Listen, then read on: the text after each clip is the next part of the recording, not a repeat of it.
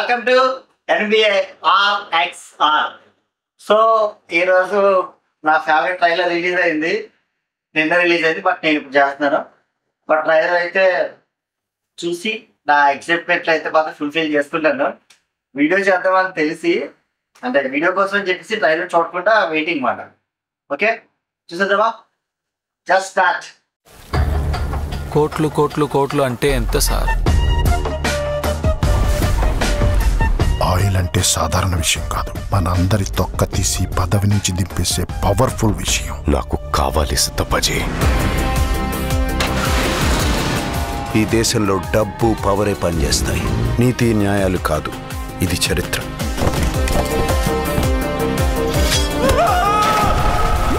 ఎవడైనా నోరిప్పితే చంపేస్తా. వాళ్ళ మీద చెయ్యడానికి వీల్లేదు. నా పేరు దీపక్.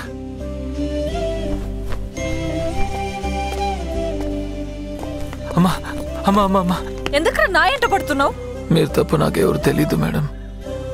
నీ చావు నువ్వు చావు, నా చావు నేను చేస్తా. చచ్చిపోవద్దు మేడం. బతుకేం చేయాలి? బతుకు కోసమే బతుకు. దేవాన్ చూసావా? చెప్పు.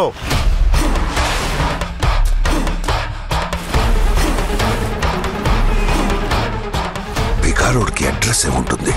అసలు ఎలా పట్టుకుంటావు వాడిని? ఒక ముస్టూడు ఇప్పుడు గవర్నమెంట్ ని రిస్క్ లో పడేశాడు. జాలి పట్టం బాగుంటుంది, కానీ అది మెల్లగా మిమ్మల్ని చంపేస్తుంది.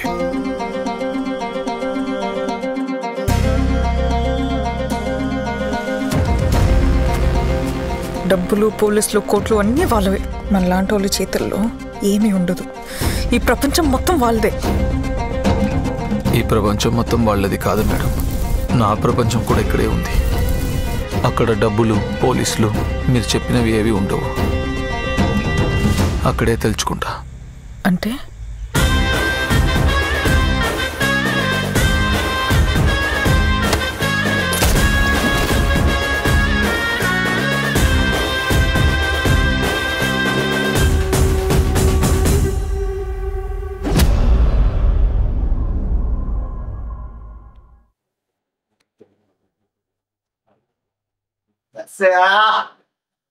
మ్యాడ్ అసలు చాలా బాగుంది.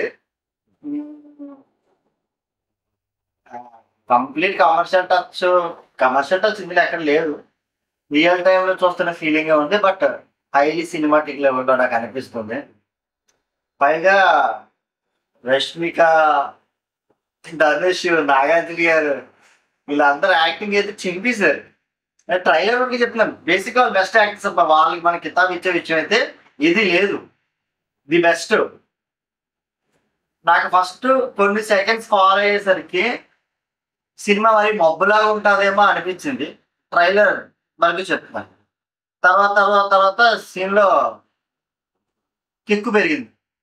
నేను ఈ విషయం ఎందుకు చెప్తున్నానంటే ఇంకొకసారి అర్థమయ్యేలా చెప్తాను. దీన్ని మనం కొన్ని సినిమాలు చాలా మంచివి, కానీ అవి స్టోరీ చెప్పడానికి కానీ పూర్తిగా ఫుల్ఫిల్ చేయడానికి కానీ ఎక్కువ టైం తీసుకుంటాం మనం. ఇలా ఎక్కువ టైం తీసుకోవటం వల్ల సినిమా మీద ఇంట్రెస్ట్ తగ్గిపోతుంది. బాగున్న సినిమా కూడా నచ్చకుండా పోతుంది. ఈ ప్రమాదం అయితే ఉంది. సో ఏదో మూలన ఆ భయం నాకు ఈ సినిమాపై ఉంది. అంటే నేను ఒక మంచి సినిమాని ఓపికగా చూసేటంత ఓపిక ఈ మధ్యకాలంలో తగ్గిపోయింది. బట్ ఇంకో ఛాన్స్ కూడా ఉంది. ఇప్పుడు చాలా ఓపికగా చదువుతున్నాను. దానికి యానిమలే బెస్ట్ ఎగ్జాంపుల్. 2 గంటలే సినిమా చూడలేము అనుకున్నా, 3 పైగా గంటలు చూసారు కూడా సినిమాని. సో ఆ విధంగా చూసుకుంటే మాత్రం ఈ సినిమా హిట్ అయ్యే ఛాన్స్, హిట్ అది కాదు, మంచి మెసేజ్ అయితే ఉండబోతుంది. శేఖర్ కమల గారు ఆబ్వియస్లీ అందరికీ ఫేవరెట్. ఇందాక ఆయన ఇంటర్వ్యూ అంటే స్టేజ్ మీద మాట్లాడేటప్పుడు విన్నా, రైటర్ ఆయన కాదండి, స్టోరీ అయింది కాదు.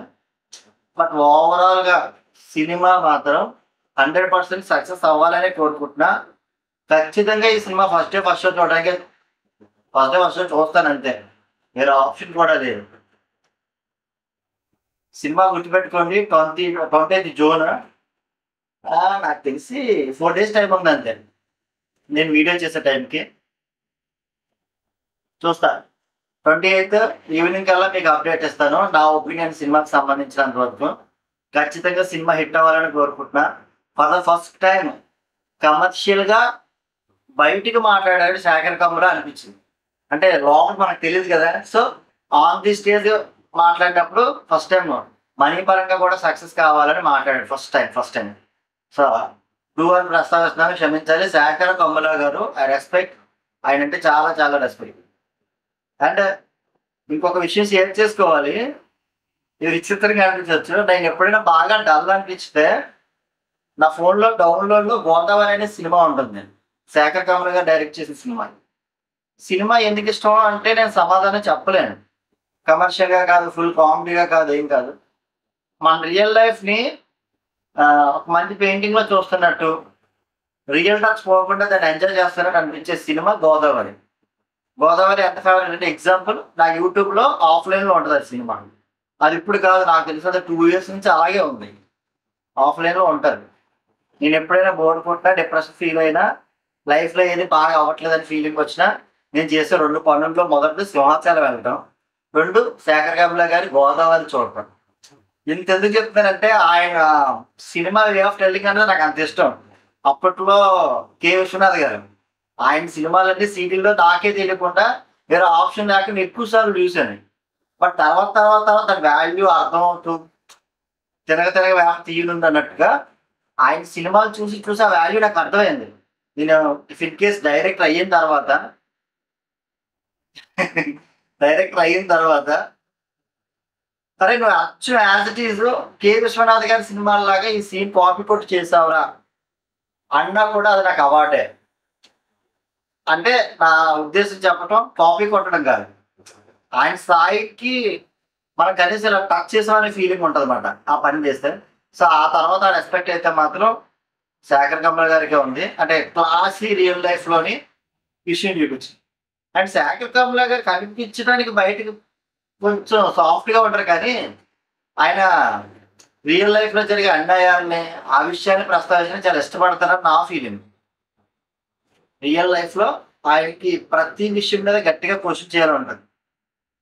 చెప్పాల్సి వస్తే ఆయన కోసం లీడర్ చెప్పాలి. నాకు తెలిసి పొలిటికల్ సినిమా డ్రామా కెరియర్స్లో అయినా తీసుకుంటే బ్లడ్ చూపించకుండా ఒక సినిమా పూర్తయిందంటే నాకు తెలిసి అదే అనుకుంటాను. ఎక్కడైనా కనిపించిందేమో నాకు తెలియదు, కానీ 100% పొలిటికల్ డ్రామా రన్ అవుతూ అస్సలు ఇక్కడ బ్లడ్ కనపడదు. అలాంటి ది బెస్ట్ సినిమా అది. సో శేఖర్ కమ్ముల గారు ఖచ్చితంగా మీరు హిట్ కావాలని మనస్ఫూర్తిగా కోరుకుంటున్నాను. నాగార్జున గారికి చెప్పక్కర్లేదు, ఆల్ ఆఫ్ యూ ఎరగదీస్తారబ్బా. క్యారెక్టర్స్ మాత్రమే కనబడుతున్నాయి సినిమాలో మాత్రం, ప్రతి ఫ్రేమ్ బ్యూటిఫుల్. డిఓపి కోసం ఊరకే మెచ్చుకోవట్లేదు, డిఓపి హైలైట్, మన డిఎస్పి నెక్స్ట్ లెవెల్, రచ్చ. ఓ ఫర్ ది బెస్ట్. సినిమా చూసాక రిమైనింగ్ విషయాలు మీతో షేర్ చేసుకుంటాను. And thank you. మీకు నచ్చిన వీడియో ఏదైనా దాని మీద నా రియాక్షన్ కావాలనుకుంటే కింద నాకు కామెంట్లో లింక్ పెట్టండి, ఖచ్చితంగా చేస్తాను. సరే, ఈ వీడియోకి ఇంతే. Thank you. మళ్ళీ కలుద్దాం. బాయ్. జై హింద్.